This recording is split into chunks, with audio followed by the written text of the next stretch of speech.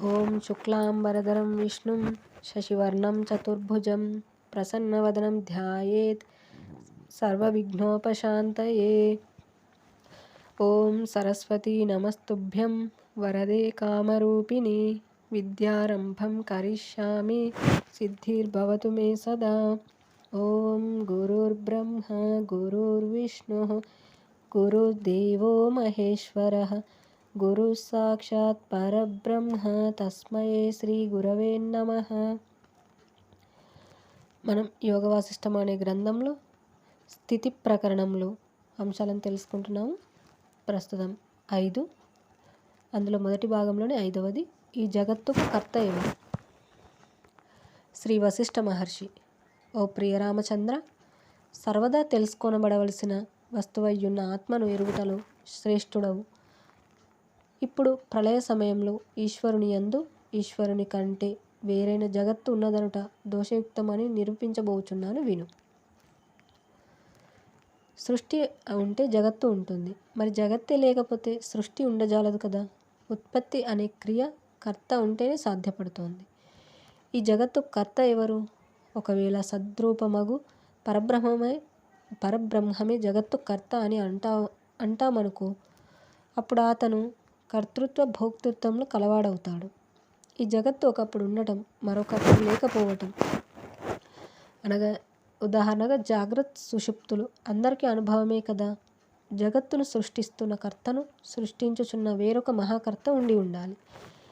అనగా ఈ జగత్తుని ఎవరో సృష్టించుచున్నాడని అనుకుంటే ఆ వ్యక్తిని సృష్టించుచున్నదెవరు అను ప్రశ్న ఉదయిస్తోంది. కానీ కూటస్థమగు పరబ్రహ్మమునకు కర్త లేడు అనున్నది వేదవచనం. బ్రహ్మము ఉత్పత్తి రహితమైనది. ఉత్పత్తి అనబడు ప్రసక్తియే లేని పరబ్రహ్మమునందు జగత్తు యొక్క సత్త మహాప్రళయ సమయంలో, అనగా జగత్తు రహితమైన స్థితి యందు ఎట్లు ఎచట దాగి ఉండగలదు? కల్పనారహితమైన చిదాకాశమునందు కర్తను గురించిన కల్పన చేయాలనుకుంటే ఆ కర్తను సృష్టించినట్టి సహకారి కారణం ఏమిటో కూడా మనం గుర్తించగలగాలి. బ్రహ్మమే కర్తయా? బ్రహ్మము సర్వదా అకర్త కదా. అసలు ఏ సహకారి కారణాలు లేకుండా జగత్తు తనంతట తానే బ్రహ్మమునందు ఉత్పత్తి పొందుచున్నదా? నీరు, గాలి, నేల వంటి సహకారి కారణాలు లేకుండా విత్తనం ఎక్కడన్నా మొలకెత్తుతుందా? గుడ్రాలి రెండవ కూతురు గడసుది అనేది ఎట్లా ఏర్పడగలదు? అట్లు ఎవ్వడు ఎక్కడ ఏది గాంచుచుండటలేదు కదా. సర్పరజ్జు భ్రాంతి కనుక సహకారి కారణం లేకుండా ఎవరికైనా ఏదైనా కనిపిస్తుంటే అది త్రాడులో కనబడే పాము వంటిది అని అనక తప్పదు. త్రాడు పాముగా కనిపించటంలో త్రాడు పాత్ర ఉన్నదా? ఉన్నది. త్రాడు స్వయముగా పాముగా ఆగుచున్నదా? లేదు. పాముగా కనబడవలనను ఇచ్చ త్రాడు కలిగి ఉన్నదా? లేదు. ద్రష్టయే అట్లు త్రాడునందు పామును ఆరోపించుచున్నాడా? అవును. ద్రష్ట పామును చూచెదను గాక అని ఇచ్చ కలిగి ఉన్నాడా? అట్లని అనలేము. కానీ అతని సంస్కారములే త్రాడును పాముగా చూచుటకు తెర వెనుక నుండి ప్రోత్సాహక కారణాలు అగుచున్నాయని అనవచ్చు. అయినప్పటికీ త్రాడే లేకుంటే పాము స్ఫురించేది కాదు కదా. పాము త్రాడునే ఆశ్రయించుకొని ఉన్నదా? అవును. కానీ పాము అనబడినది మొదలే లేదు కదా. ఆ పాము అనున్నది ఇతఃపూర్వము త్రాడునందే దాగి ఉన్నదా? లేని పాము త్రాడులో దాగి ఉండటమేమిటి? ఈ పాము త్రాడు కన్నా వేరా? కాదు. ఇదే సర్పరజ్జు భ్రాంతి. సృష్టాది యందు ఈ జగత్తు లేక సృష్టి రూపమున బ్రహ్మమే తన యందు స్థితి పొంది ఉంటోంది. ఆ బ్రహ్మం ఇప్పటికీ, అనగా సృష్టి సమయంలో కూడా ఆకారరహితమై తన స్వస్వరూపం నందే సర్వదా నెలకొనియే ఉంటుంది. అట్టి బ్రహ్మమునందు మరి ఇది జనించునది, ఇది జనింపజేయునది అని భేదమెక్కడిది చెప్పు? అట్టి భావమునకు చోటే లేదు. అట్లా కాకుండా ప్రళయమునందు జగత్తు అనబడు దాని ఉనికిని అంగీకరించామనుకో, అప్పుడు బ్రహ్మంలో ఉన్నట్టి జగత్ సత్తా జగత్తుగా పరిణామం చెందటానికి ఎక్కడి నుండో సహకారి కారణాలు వచ్చి చేరుతున్నాయి అని అనవలసి ఉంటుంది. అంటే బ్రహ్మమునకు వేరుగా వేరొక చోట ఏదో ఉన్నది, అక్కడి నుండి ఈ సహకారి కారణాలు బయలుదేరుచున్నాయి అనాలి. అట్లా అనలేం కదా. బ్రహ్మమునకు బాహ్యమంటూ ఏదీ లేదని వేదద్రష్టల యొక్క అనుభవం కదా. శ్రీరాముడు: మట్టి కుండ కావడానికి కుమ్మరి చక్రం, కుమ్మరివాడు సహకారి కారణాలు. అట్లాగే బంగారు ఆభరణం కావటానికి కొలిమి, వివిధ ఆకారములతో కూడిన లోహ పాత్రలు, కంసాలి సహకారి కారణాలు.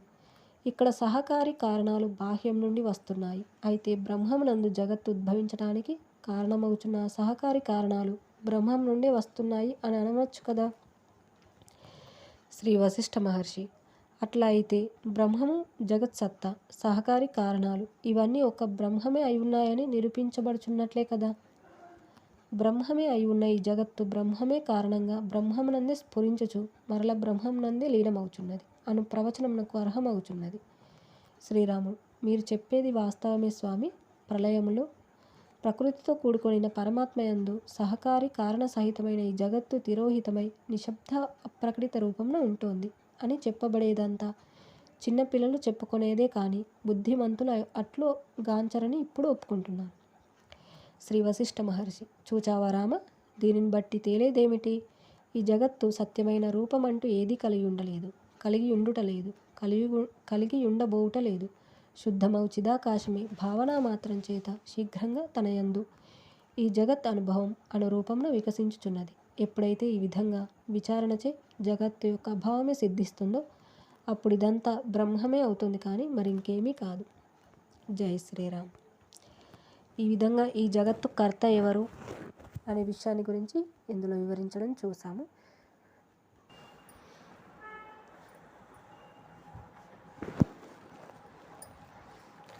ఆరు, స్మరణ విస్మరణ. ఈ బ్రహ్మము తనను తాను స్మరించుచున్నప్పుడు అనగా పూర్ణంగా ఎరుగుచున్నప్పుడు బ్రహ్మానుభవమే పొందుతుంది. అప్పుడిక జగత్తు యొక్క అనుభవం ఉండుట లేదు. తనను తాను విస్మరించినప్పుడు ఈ జగత్తులోని అనేకత్వమును ఆశ్రయించి ఉంటుంది. జగత్ సంబంధమైన సంస్కారముల ప్రభావం చేత ఇంద్రియములచే పొందబడుచున్నదే జగత్తుగా చెప్పబడుతోంది. తను తాను అంతటా దర్శించునట్టి అనుభవమే బ్రహ్మానుభవం సుమ. మట్టికి రూపం లేదు, కానీ కుండకు రూపం ఉన్నది. కుండ మట్టి కంటే వేరైనది కాదు. రూపము పొందుట అను చమత్కారం మట్టి యందు సర్వదా ఉండియే ఉన్నది. అదే బ్రహ్మం నందుగల చిచ్చక్తి. కుండ పగిలినప్పుడు మట్టి మట్టియే అగుచున్నది. శ్రీరాముడు: అంటే ఈ జీవుడు గాఢ నిద్రాపరవశుడు అయినప్పుడో లేక మరణించినప్పుడో జగత్తు యొక్క రాహిత్యంను అనుభవించుచున్నాడు కదా. కుండ పగిలితే మట్టి అవుచున్నట్లు ఈ జీవుడు దేహం తొలగినప్పుడు పరబ్రహ్మమే అవుచున్నాడా? శ్రీ వశిష్ఠ మహర్షి: లేదు, అది సరికాదు. ఈ జీవుడు గాఢ నిద్రాపరవశుడైనప్పుడో లేక మరణించినప్పుడో ఈ పదార్థ వ్యవహారము అతని నేత్రములకు గోచరించకపోవచ్చు. అంత మాత్రం చేత జగత్ సంస్కారము చిత్తమునందు నివృత్తి చెందదు సుమ. ఈ చిత్తము మరల తదుపరి శరీరములను తన యందలి మరణత్వము అను కారణం చేత పొందుతూ పోతూనే ఉన్నది. సంకల్పవశం చేతనే అదంతా ప్రాప్తించటం జరుగుతోంది. అనగా మరణానంతరం కూడా ఈ జీవుడు పదార్థపూరితమైన జగత్తును దర్శిస్తూ పోతూనే ఉన్నాడు. ఓ రామ, ఈ దృశ్యమును పొందుట అనబడినది శరీర ప్రాప్తితోనే ప్రారంభమవుతున్నదని అనుకుంటున్నావా? లేదు. అట్లే శరీరం నశించిన మాత్రం చేత చిత్తము శమించుట లేదు. అసలు ఈ దృశ్యమును ఇట్లు చూస్తున్నది ఎవరు? శరీరమా, చిత్తమా? చిత్తమే చూస్తున్నది గాని శరీరం కాదు సుమ. చిత్తం అంటే ఏమిటి? కామ్యకర్మలకు సంబంధించిన వాసనల యొక్క బీజమే చిత్తం. దృశ్య శమనము అంటే అట్టి బీజం అనగా చిత్తం శమించుట. అంతేగాని దృశ్యం శమించుట అంటే పదార్థములు తొలగించుట అని కాదు సుమ. పదార్థములు ప్రక్కకు నెట్టినంత మాత్రం చేత దృష్టి, భావన తొలగుతాయని అనలేము. పదార్థములు శమిస్తే ఏమీ శమించినట్లే. చిత్తము శమించుటమే నిజమైన శమము. పదార్థములు శమిస్తే ఏమీ శమించనట్లే. చిత్తము శమించుటయే నిజమైన శమము. జ్ఞానం లేకపోతే చిత్తము శమించదు. చిత్తం శమించకపోతే దృశ్యం ఉండియే తీరుతోంది. కనుక రామ, దృశ్యం నాకుండకూడదు అని భావించి రాజ్యాదులను త్యజించినంత మాత్రం చేత ఏం లాభం? చిత్తంలో సంస్కార వృత్తులు ఉన్నంత వరకు దృశ్యానుభవం యథారీతిగానే ఉండనే ఉంటుంది. మనసులో అజ్ఞానం ఉండి ఉన్నది అని గుర్తించబడాలి. అట్టి మూల అజ్ఞానం సహితంగా మనస్సును సంపూర్ణంగా అధిగమించి వేయాలి. అదే లేక అప్పుడే మోక్షం. అంటే దృశ్యం అనే అనర్థంను సంక్షయింపజేయటమే మోక్షం. ఒకడు తనలోని అజ్ఞానపూర్వకమైన పదార్థ సంస్కారములను ఎదుర్కోకుండా ఈ జగత్తు ప్రళయంలో ఏమవుతుంది, ప్రళయానంతరం ఎక్కడి నుండి వస్తోంది అని వాదోపవాదాలు ఎన్ని జన్మల వరకు చేసినా మనకు లభించేదేమీ ఉండదు. ఏది స్వతహాగా లేదో అది లేదు అను జ్ఞానమే ముక్తికి సాధనం. కానీ అట్లు ఎంతకాలం ఉంటుంది?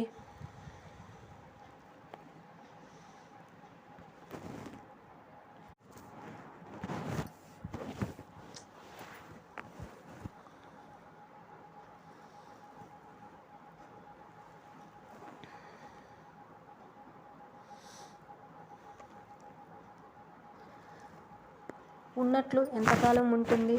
నిద్రాణంగా మరెంతకాలం ఉంటుంది అని నిరుపయోగంగా కాలం వృధా చేసుకోవద్దని సత్యాన్వేషకులందరికీ మా మనవి. పదార్థములు ఉండవచ్చు, లేకుండవచ్చు. ఈ రెండింటి యందు అభేదమే సర్వదా సత్యం.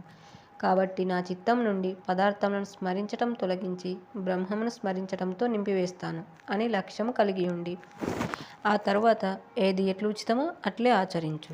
అజ్ఞానం అనబడు జాడ్యమునకు ఆత్మసాక్షాత్కారం అనున్నదే ఔషధం. ఆత్మసాక్షాత్కారముచే చిదాకాశం అనబడు రూపం గల ప్రబోధం కలుగుతుంది. అనగా ఈ జగత్తంతా చిన్మాత్రమగు బ్రహ్మమే అయి ఉన్నది. చిన్మయ రూపం కానిదంటూ లేశం కూడా ఎక్కడా లేదు అను జ్ఞానం పరిపక్వత పొందుతోంది.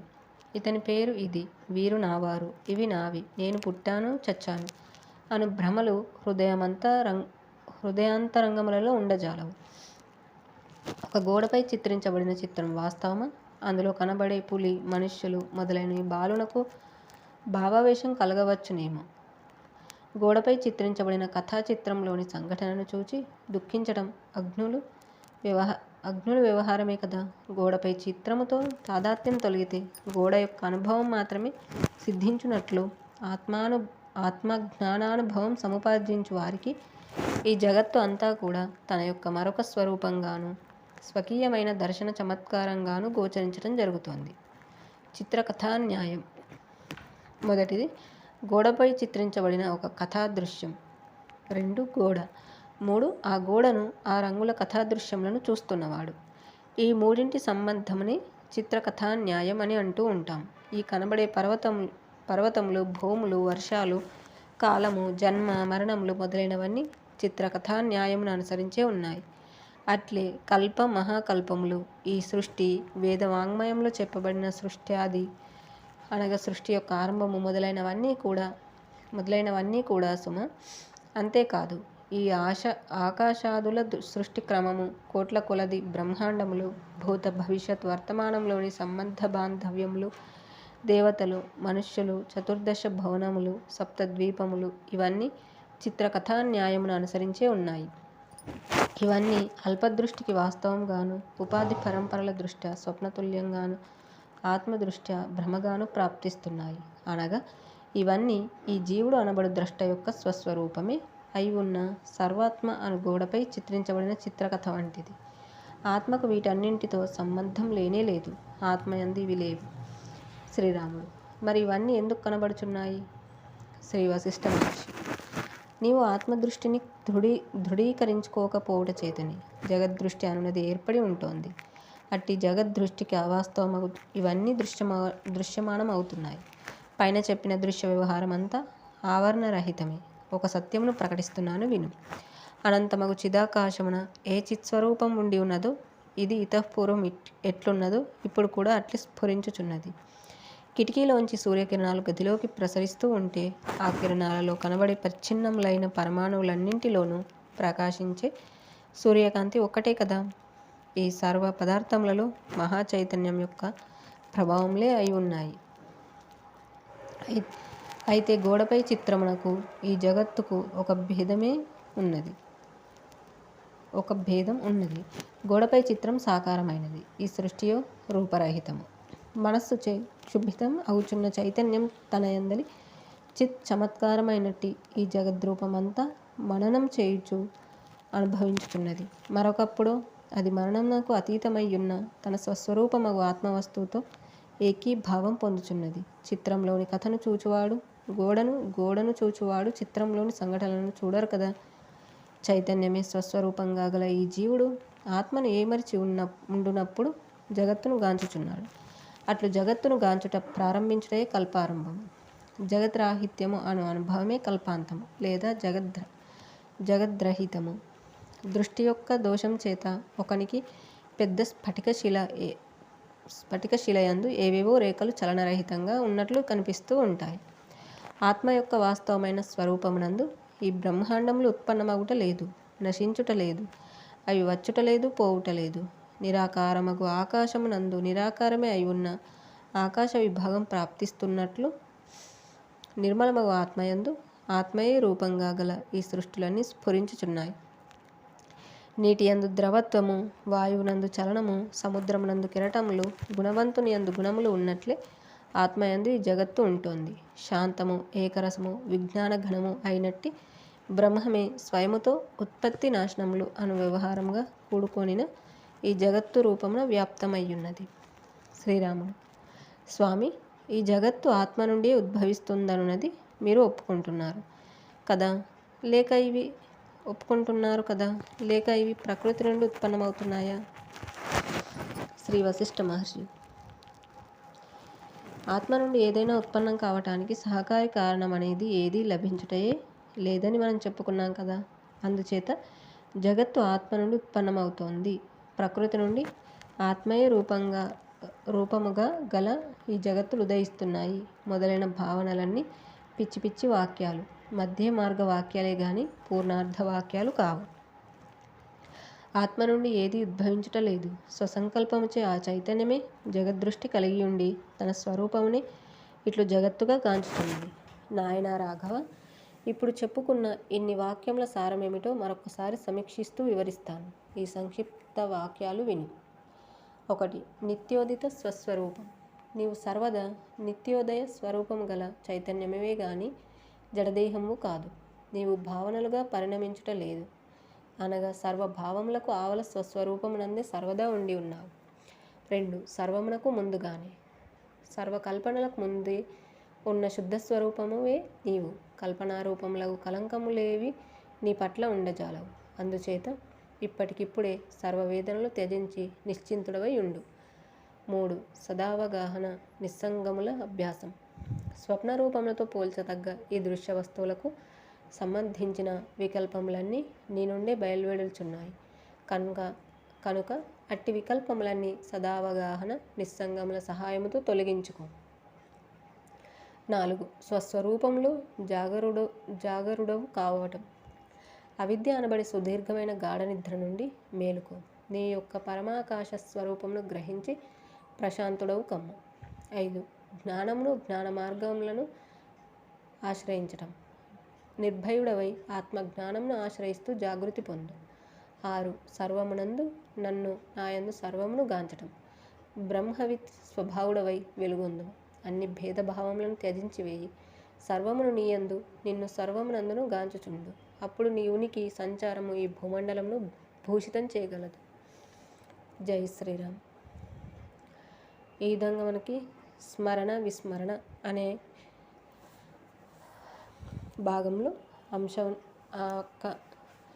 ఈ అంశంలో ఏం తెలియజేస్తున్నారు అంటే, దేనిని మనం స్మరిస్తున్నాము, విస్మరించవలసింది ఏమిటి అనే విషయాన్ని తెలియజేశారు. అంటే దానికి ఉదాహరణగా మనకు చిత్రకథ న్యాయం అనే దాని గురించి చెప్పారు. అంటే ఒక గోడపై చిత్రించినటువంటి చిత్రము నిజమైనది కాదు కదా, చూసేవాడు వేరేగా ఉన్నారు. అంటే అందులో కనిపించే దృశ్యాలన్నీ నిజమైనవిగా మనం చెప్పలేము. అలాగే ఇక్కడ ఆత్మ నుండి దృశ్యం వచ్చింది, ఈ జగత్తు వచ్చింది అనడానికి కూడా లేదు. అలా సహాయకారిణి అంటూ ఉత్పన్నమవడానికి ఇక్కడ ఆత్మలో ఏదీ లేదు అని చెప్పేసి మనకు చెప్పడం ఇక్కడ మనం చూస్తున్నాము.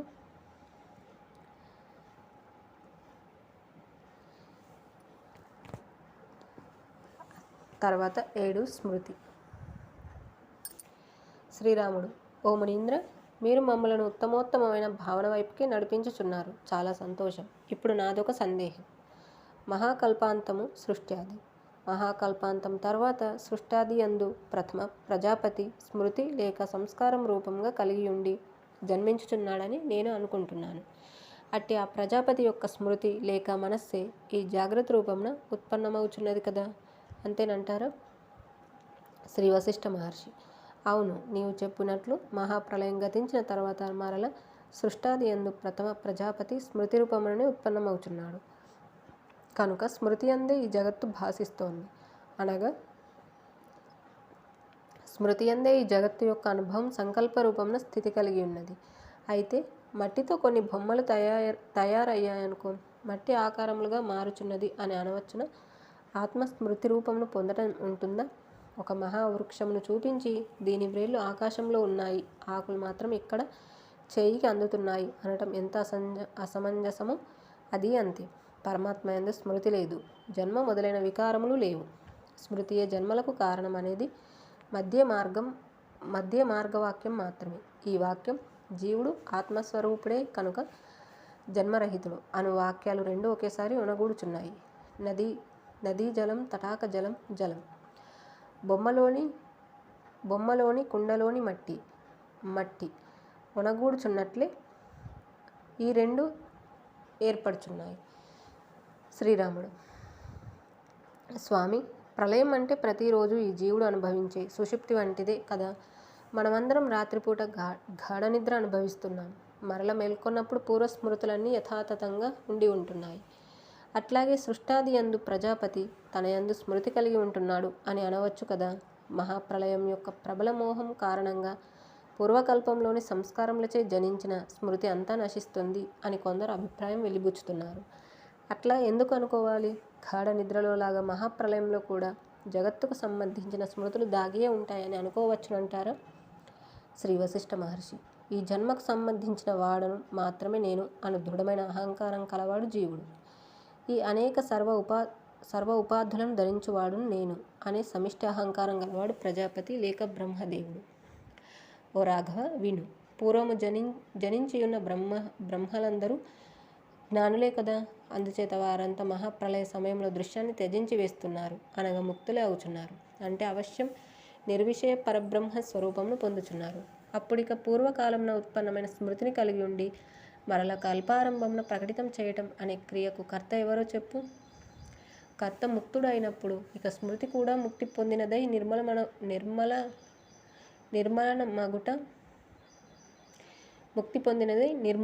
నిర్మూలన మగుట జరుగుతోంది కదా. ఒకడు ఒక దీర్ఘ స్వప్నంను గాంచుచు మేల్కొన్నాడనుకో, అప్పుడు అతని స్వప్నంలోని వ్యవహారమును మరొకడు వచ్చి కొనసాగించగలడా? లేదు కదా. కర్మయే లేనప్పుడు స్మృతి ఎట్లా సంభవిస్తోంది? ఏ విధానమును అనుసరించి సంభవిస్తోంది? మహాకల్పమునందు సర్వము మోక్షమును పొందుచుండును కదా. సర్వులు మోక్షభాగులే కదా. మోక్షం పొందటం జరిగిన తర్వాత ఇక ఇచ్ఛ, సంస్కారము, స్మృతి అనునవన్నీ నిష్ఫలములే అవుతాయి. శ్రీరాముడు: మరి మీరు స్మృతియే కల్పారంభమున ప్రవర్తిస్తోంది అని అన్నారు కదా. శ్రీ వశిష్ఠ మహర్షి: అవును అన్నాను. కల్పారంభ వ్యవహారంలో స్మృతి ప్రవర్తిస్తుందని చెప్పడంలో నా ఉద్దేశం ఏమిటో చెప్తాను, విను. చిదాకాశం అనబడినది ఒకటి ఉన్నది. అది అనుభూతమా? కాదు. పోని అననుభూతమా? కాదు. అట్టి చిదాకాశం నందలి ఏ స్మృతి అయితే ఈ జగత్తు యొక్క ఉత్పత్తికి హేతువగుచున్నదో అయ్యది చిదాకాశం యొక్క కలయే గాని వేరేమీ కాదు. సూర్యుడి నుండి సూర్యకిరణములు వేరు కానట్లు స్మృతి అనేది చిదాకాశములకు వేరైనదేది కాదు. శృతులు ఈ ఆశయమునే ప్రకటిస్తున్నాయి. ఈ జగదనుభవం అనబడే స్మృతి కల్పిత చిత్కళ అనున్నది అనంతం కూడా. చిదాకాశమే దాని స్వరూపం. అంటే అర్థమేమిటి? స్వయంభువు అగు పరమాత్మే జగద్రూపంన ఉన్నాడని గ్రహించదవుగాక. అతడే ఈ జగములను మరల లోపలికి కొనుచున్నాడు. సూర్యకిరణంలో ఒక గోపురంపై ప్రసరించటం, మరలా ఆ ప్రసరణ ఉపసంహారం కావటం సహజమే కదా. అనాది కాలంగా సిద్ధించి ఉన్న బ్రహ్మం యొక్క నిజ ప్రకాశ రూపమే ఈ జగత్తుకు సూక్ష్మదేహం. ఈ బ్రహ్మాండ దేహమునకు ఉపాదాన కారణం పరమాత్మయే కనుక ఈ బ్రహ్మాండం కూడా పరమాత్మయే అని సిద్ధాంతీకరించబడుతుంది. ఓ రామ, దేశము, కాలము, క్రియ, ద్రవ్యము, రాత్రింబవళ్ళు, ఆకాశము, మేఘములు మొదలైన అనేక విశేషములతో కూడిన ఈ సువిశాల జగత్తు అంతా కనిపిస్తోంది కదా. అట్టి త్రిలోకములతో కూడిన జగత్తు అంతా ఒక్క పరమాణునందే భాసించుచున్నది.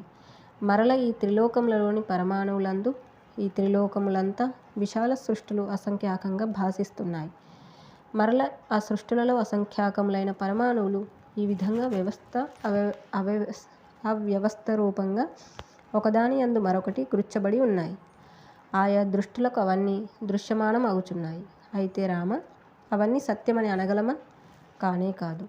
ఇవన్నీ ద్రష్ట యొక్క చిత్కళా భావన వైచిత్రములే. ఈ విధంగా జ్ఞానుల దృష్టి సర్వదా జాగృతమై ఉంటుంది. వారికి ఇదంతా ఒక మొదలు గాని చివర గాని లేని వ్యవహారంగా సత్ అసత్ స్వరూపంగా ప్రాప్తిస్తోంది. అజ్ఞానుల దృష్టి మిథ్యారూపంగా అనుక్షణం గతించిపోతున్న వ్యవహారంగా అంతు లేకుండా ఉండి ఉంటుంది. జ్ఞానుల దృష్టిలో ఈ ప్రపంచమంతా నాశరహితము, శాంతము అగు కేవలం పరబ్రహ్మమే అయి ఉన్నది. అదే ప్రపంచము అజ్ఞానుల దృష్టికి 14 లోకముల రూపంలో ఉంటుంది. ఈ బ్రహ్మాండం ఎట్లా భాసిస్తుందో అదేవిధంగా ఒక్క పరమాణువులో ఇటువంటి కోట్ల కొలది బ్రహ్మాండములు భాసించుచున్నాయి. స్తంభంలో విగ్రహం, ఆ విగ్రహంలోని కాళ్ళు, చేతులు, మరికొన్ని చిత్రములు లిఖించబడుచున్నట్లు జగత్తులోని ప్రతి పరమాణువులో ముల్లోకముల విగ్రహం ఉన్నది. ఆ ముల్లోకములలోని ప్రతి అణువులోనూ జగత్తులు ఉన్నాయి. ఈ వ్యవహారం అజ్ఞానం ఉన్నంత వరకు ఇట్లే ఉండి తీరుతుంది. ఒక పర్వతం ఉన్నదనుకో, అందుగల సంఖ్యాకములైన పరమాణువులు ఆ పర్వతం కంటే వేరు కాదు కదా. అట్లాగే బ్రహ్మము అనే మహాపర్వతంలో ఆ బ్రహ్మమునకు వేరు కానట్టి బ్రహ్మాండంలో అనబడి పరమాణువులు అసంఖ్యాకంగా ఉన్నాయి. సూర్యకిరణాలలో కనిపించే సూక్ష్మ పరమాణువులను లెక్కించగలమా? చిత్ అను సూర్యునిలోని త్రిలోకముల రూపమున ప్రకాశించే బ్రహ్మాండ పరంపరలను లెక్కించగలిగే వారెవ్వరు? జలములోను ధూళిలోను అనేక పరమాణువులు పరిభ్రమించుచున్నట్లు చిదాకాశంలో ప్రపంచంలో అనబడి అనేక పరమాణువులు పరిభ్రమణం చేస్తున్నాయి. జై శ్రీరామ్. ఈ విధంగా మనకు స్మృతి అనే అంశాన్ని గురించి తెలియజేశారు.